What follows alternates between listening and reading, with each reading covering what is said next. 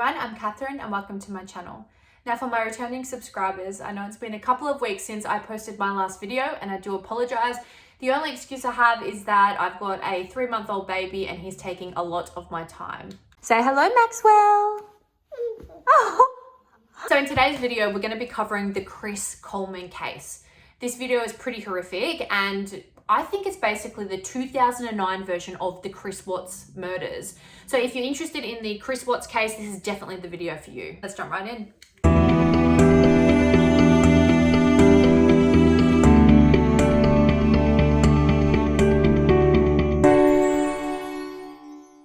Chris Coleman was born on the 20th of March of 1997.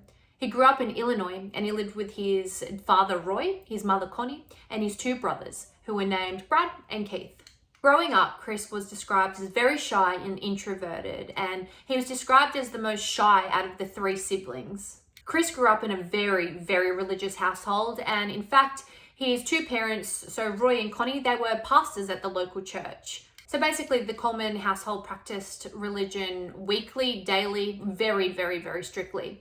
Now, at school, Chris really excelled. He was particularly talented with athletics, such that he received some attention from a Marines recruiter who came to watch some of the school athletics carnivals and that type of thing. And this actually led to Chris joining the Marines when he finished school. So when he was in the Marines, Chris actually worked as a dog handler and he excelled. So you can kind of see a pattern of behavior with Chris. He excelled with anything that related to work or athletics. So he was really good at sport and academia. So when Chris was in his early 20s and he was working in the Marines, this is when he actually met his partner, Sherry, who later became his wife.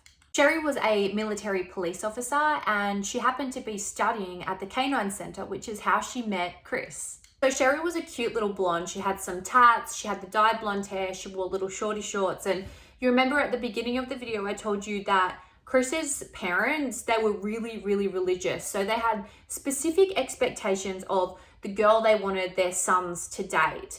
Now, at the beginning of their relationship, Chris didn't tell his parents that he was dating Sherry.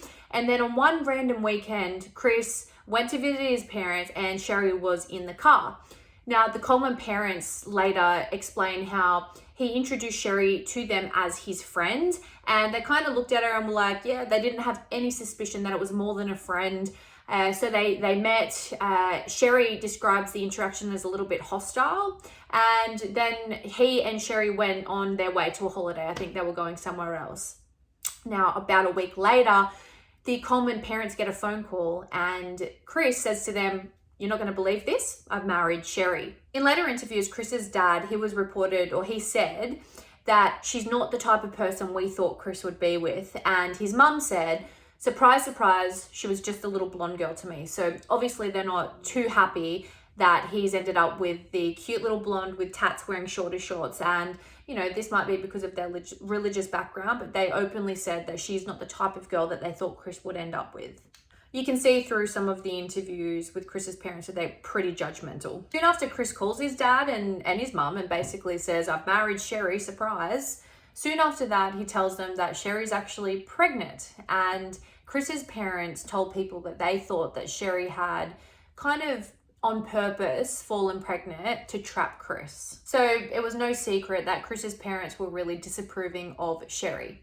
Now, after Sherry gave birth to the couple's first child, she soon after fell pregnant with their second child. They ended up having 2 little boys together, and their names were Gareth and Gavin. Working for the Marines saw Chris traveling a lot, and because he had a wife and 2 young children, he decided that it was time to leave the Marines and try to get a job which allowed him to stay home and spend more time at home with his family. So one of the Coleman family friends, as I said, they're really religious, they were actually family friends with Joyce Myers. Now, you might be familiar with who Joyce Myers is. She's quite famous. So she basically is a very religious woman that goes around, you know, spreading the word of God, and she does large events and large tours. She tours the world talking about religion and her views, and she's very, very famous in the Christian community. So Chris applied for and he was successful in gaining employment as Joyce Myers' bodyguard. And the funny thing was, he was on a huge income. So he earned over $100K a year, which back in 2009 was more than what it's worth today, but he was on a high income, $100K a year. And he thought that this would help him spend more time at home, but he actually had to travel quite a lot for work. And over the years, this took a massive toll on his relationship with Sherry. Chris was working long hours, doing a lot of travel, and he openly expressed that he expected the house to be kept in shipshape condition, that Sherry had to maintain her wifely duties, she had to make sure everything was maintained. And when he would come home, he would say things to Sherry about how she wasn't holding up her end of the bargain. The house wasn't spick and span. This wasn't perfect. That wasn't done to his level of perfection. And this also impacted the growing hostility in their relationship, and cracks started to form. In the year of 2009, they went on a family holiday back to Sherry's hometown in Florida. So Sherry introduced the family, including her beautiful husband, to her best friend named Tara. So they grew up together, Sherry and Tara, and she was like, come meet my family, I'm back in town, etc., etc. At some point in time during the meeting, Tara and Chris exchanged contact information, and after the Florida holiday finished, Tara and Chris continued to communicate with each other on Facebook, messaging each other. They exchanged phone numbers and they began to speak to each other, which led to them commencing an emotional relationship, an emotional affair. After the family got back from their trip to Florida, Chris started receiving threatening emails. Now, the specific email they were being sent from were destroychris@gmail.com. And they were basically saying things along the lines of, you work for Joyce Myers, tell her to stop spreading her BS. I will kill your whole family. Now you have to think, this is 10 years into their relationship. So you've got the two little boys who are now 8 and 9 years of age.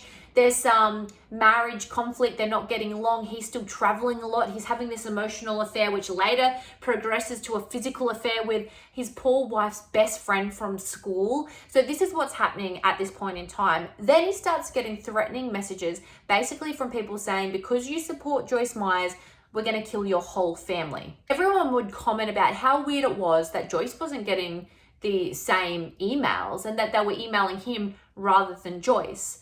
Nonetheless, it caused a lot of fear in the household, because what happened next was Sherry was at home with the children and she received a letter in the mailbox. There was no return address and there was no stamp. And this meant that whoever delivered the letter to the mailbox must have hand delivered it. So whoever was sending these threatening emails and this threatening letter had come to their house. They knew where the family lived. So you have to think, after months and months of being threatened, like, if you continue to work for Joyce, I'm going to kill your family. The next thing that pops up is a letter in the mail, so they know where you live. I mean, I'd be absolutely terrified staying at home with the children. After the letter was received in the mailbox, Sherry was like, all right, this has gone too far. They know where we live. You need to tell the police about this. So she and Chris filed a police report, and there was actually a local detective named Justin Barlow who lived in the Coleman Street. So he basically said, all right, I'll look into this for you. Thank you. He took a copy of the letter. He looked at all of the emails, and he became concerned, of course, because they lived on the same street, same neighborhood.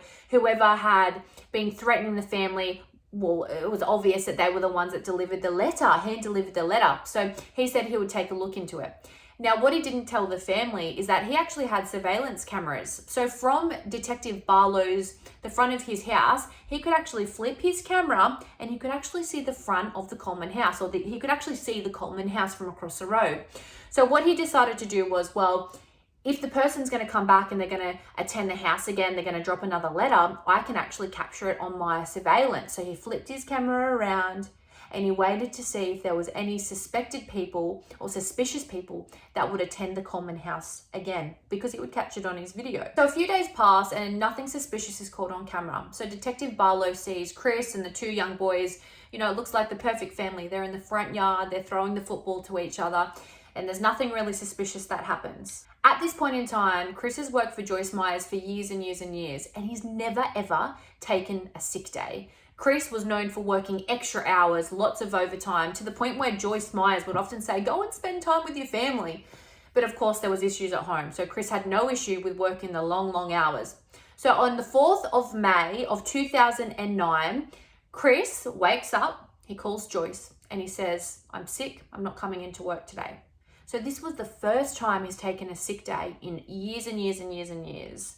Joyce thought, okay, it's about time, whatever, have the sick day, let me know when you'd like to come back to work. The next morning, so on the 5th of May of 2009, you can see on Detective Barlow's CCTV footage, you can see Chris dressed in gym attire, and he leaves the house in gym attire at 5:40 in the morning, and he goes. At approximately 6 a.m. in the morning, the records show that there were several missed calls from Chris's phone to Sherry's phone, and he later said that he was calling her repeatedly to wake her up.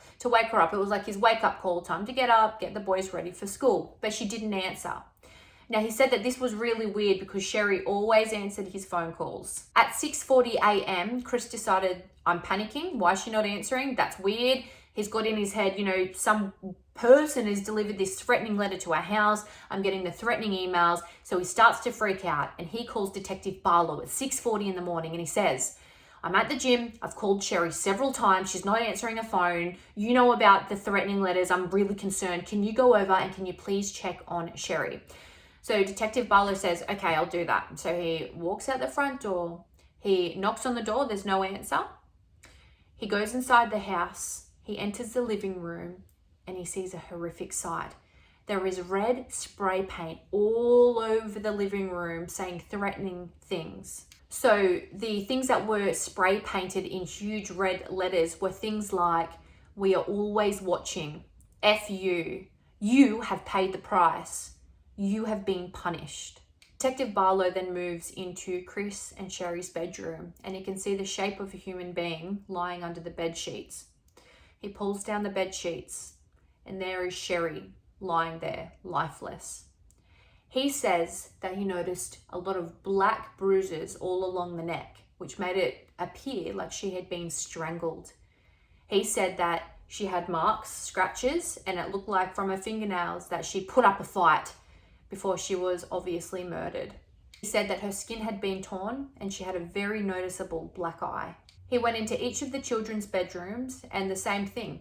He could see the lifeless body under the bed sheets, and he would pull it back, again, bruising all across the neck, which was indicative of strangulation, and there was no sign of any gunshots, or wounds, like stab wounds. So it looked very much like all three had been strangled and then left under their bed sheets, with the bed sheets pulled back over the top of their bodies. You can imagine how hard this would be for Detective Barlow. I mean, he knew this family kind of on a personal level, and this happened, this horrific incident happened in his very own street where he'd raised his family. So, I mean, I can only imagine how stressful this would be and how upsetting this would have been for the Detective Barlow. At approximately 7 a.m., Chris returned home, and Detective Barlow had the terrible job of telling him that his family had all been murdered and they were inside.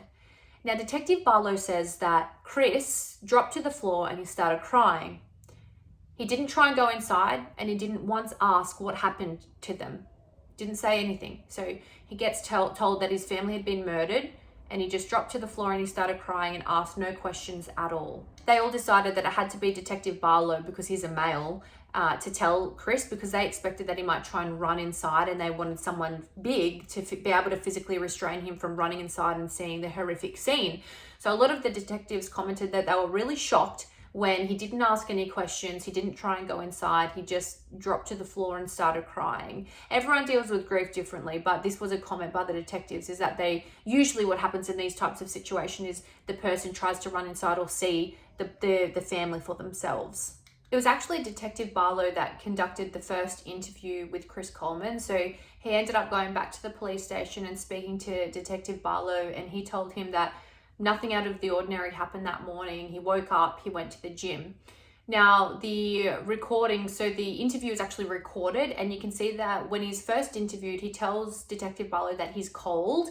Detective Barlow gives him a blanket, and you can see that he deliberately puts the blanket on his forearms. Now, you can later see that the detective noticed that he's actually got scratches on his forearms, and so obviously they're thinking, all right, so he's got the scratches, he knows he's got the scratches, he's said he's cold so he can get the blanket to cover it up. So at this point in time, the detective is a little bit suspicious of Chris. Chris tells Detective Barlow that everything was fine. Sherry fell asleep in his arms while they happily watched TV the night before the murder. When the detectives noticed the scratches on Chris's forearms and they said, how'd you get those? He said that he got it from punching a pillow in the ambulance, which just doesn't make sense. How can you get scratches from punching a pillow? So at this point in time, the detectives are kind of really sus on Chris and his involvement with the murders. Detectives ask Chris if there's anything important that he needs to tell them, and Chris says no. Now, although the police are really, or the detectives are really suspicious of Chris at this point in time, there's not enough physical evidence to restrain Chris, and so he's released while the investigation continues. So as the investigations continue, the police speak to lots of Sherry's families, her friends, and one of the friends actually tells the detectives that Sherry told her that she and Chris had a massive argument the night before the murders. Detectives then take a look at the threatening emails that Chris had been receiving from the same email address for many, many months.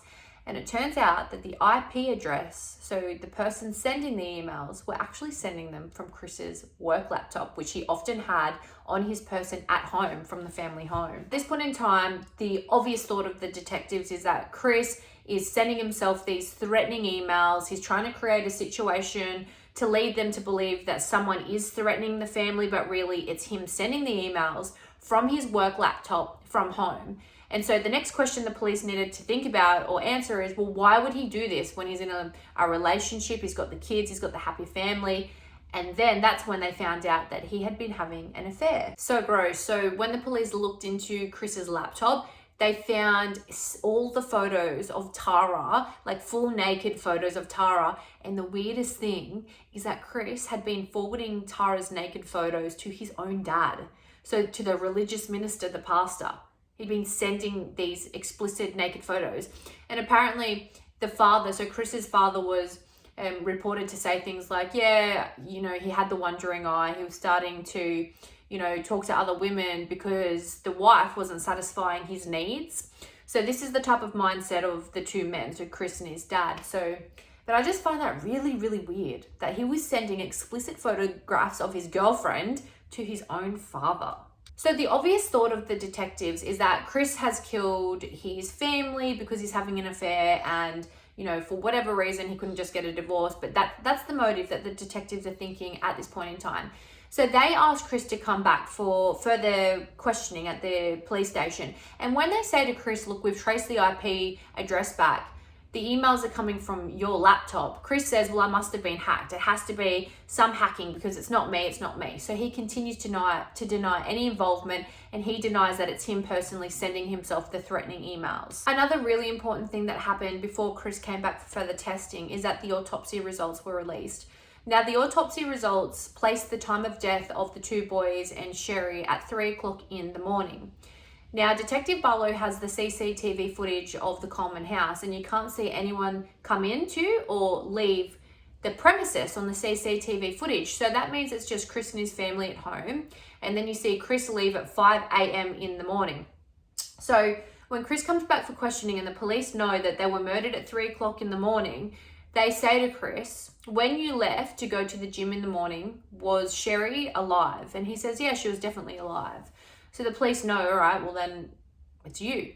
They don't say this, but they're like, are you sure she was alive? Because they want to get him in this line of questioning, admitting 100% she was alive. And he goes, I think so. Yeah, she was definitely alive when I went to the gym in the morning. So in the autopsy report, you can see that the bodies had already entered rigor mortis, which is when the bodies go really stiff after a certain amount of time after death. So they knew 100% the murders happened much earlier than when Chris left to go to the gym in the morning. So his story wasn't consistent with the autopsy results. One of the detectives say to Chris during the interview, well, what would you say if I told you that I didn't think she was alive when you left for the gym?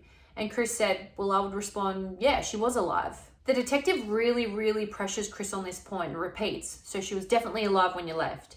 He responds in a really high-pitched voice, yes, she was alive. And he becomes emotional and pretends to, or he supposedly begins to whimper. The detective gets a bit tougher with Chris and is like, come on, Chris, you know they weren't alive. You know they weren't alive. So there was lots and lots of questioning and interrogating, and, you know, it was quite clear that Chris is lying, but he maintained that she was alive when he went to the gym and that he didn't commit the murders. So that's where the interrogation got him. So Chris actually defended the matter and it went to trial, which meant that, you know, all of the search warrants, subpoenas, everything was filed and there was a full-on investigation. So more information about Chris's affair with Tara came out, and it was quite clear that when he was going on these trips for Joyce, for Joyce's, as part of his job, he was actually taking Tara on the trip. So he would leave his family,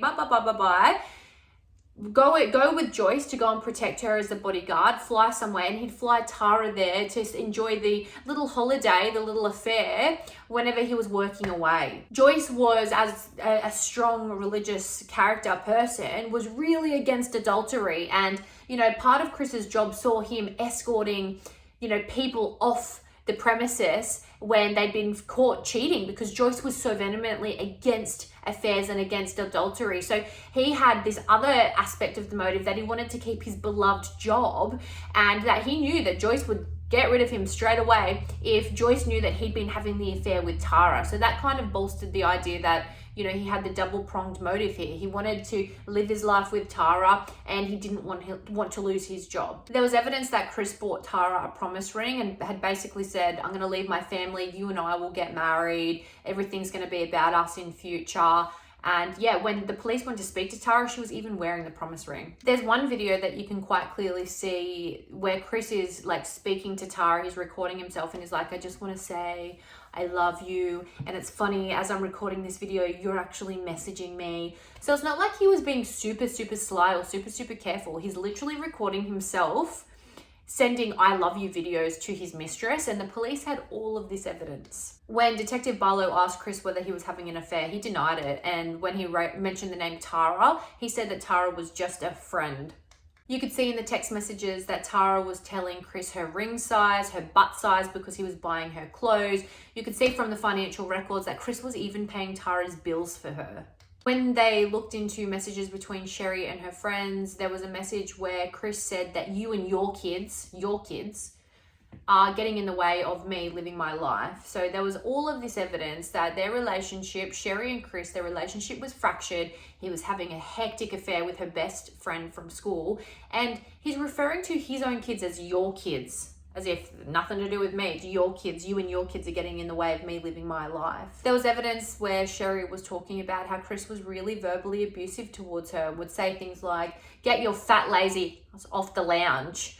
And there was also evidence and an indication that his became physical. And at this time on social media, of course, Chris and Sherry are portraying their relationship in their perfect, happy family. He's off having a bloody affair and being very towards Sherry, saying, you know, get your fat lazy off the lounge. I mean, from the photos, the family photos, you'd never suspect that this, you know, extremely strict religious man would treat his wife like this. There was even evidence of Tara and Chris talking about when they would get married, a wedding date for their own wedding, and baby names for if they had a child. And this was all found on Chris's laptop. This is pretty sick. So on the day of the funerals for his family, it clearly showed that he was messaging his mistress, talking to her about starting their new life and how much he loved her, when he's at his own kids' wakes and funeral. I mean, to me, that's just sick. To me, that's evidence that he has probably antisocial personality disorder. I am not a psychologist. I'm not diagnosing. I'm just saying that is so cold and calculated to be doing that on the day of your children's funeral and wake. To me, there's something not right there. I reckon he's got a personality disorder, just like Chris Watts did.